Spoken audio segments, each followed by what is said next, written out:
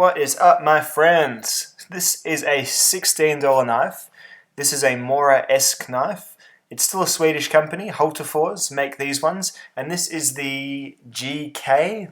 I think everyone just calls it the heavy duty Hultafors, and heavy duty it certainly is.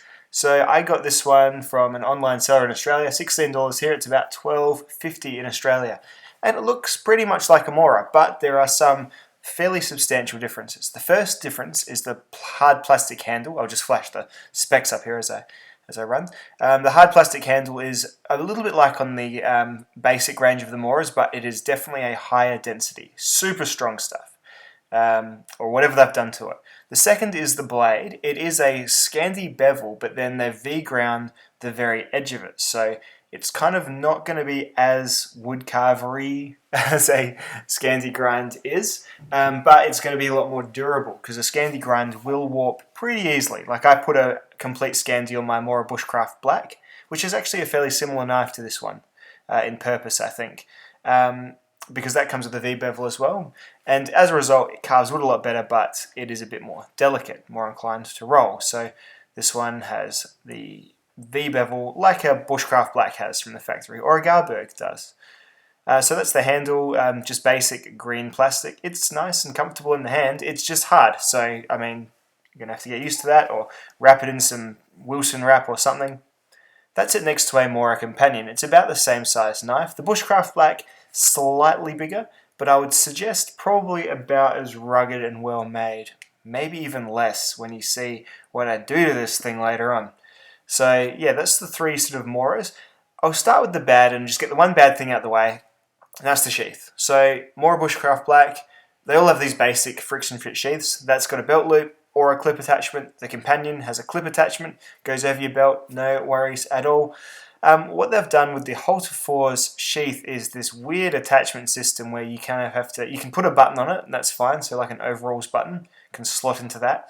But then to put it on a belt, you have to slot it over the belt and then clip it in, so like that.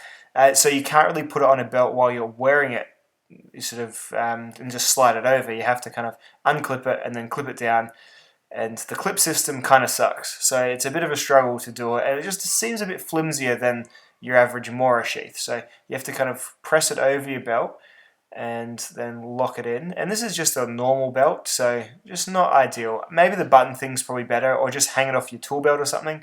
But yeah, once it's on, it's kind of hard to move as well, so you have to try and get it in the right place first. Not the biggest deal in the world, and again, $16. So I don't think you can complain about anything on a $16 knife unless it doesn't actually knife very well.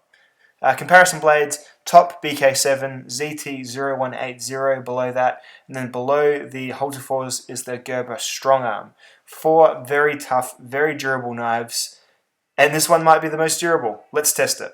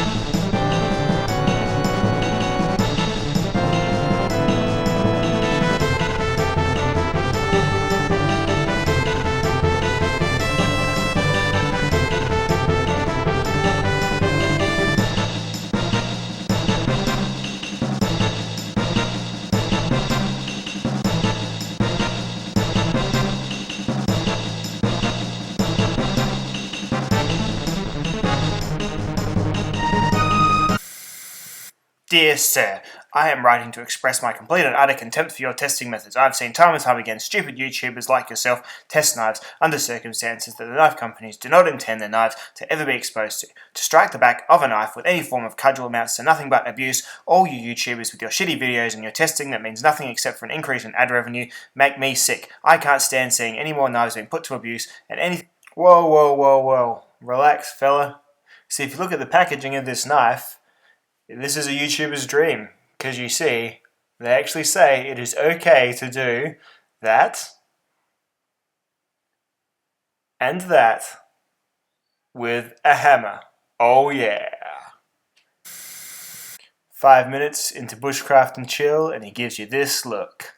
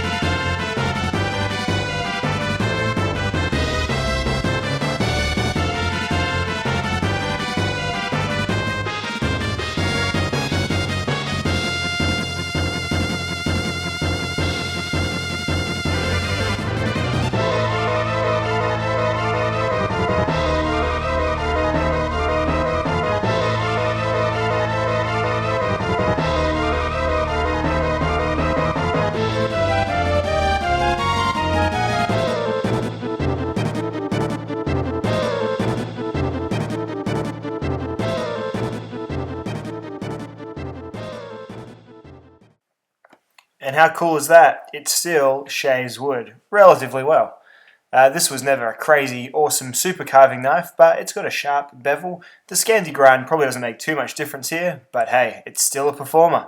So let's look at the damage caused by that abuse. There's a bit of mushrooming on the spine, just a tad. It's knocked a little lip over the edge there, but really, I was hitting this really hard with a hammer. So they've obviously got that sort of softer choice of steel. I suspect it's SK5, and it is being able to be hit for days. That's the rear there, no problems at all. So $16 for this indestructible little knife.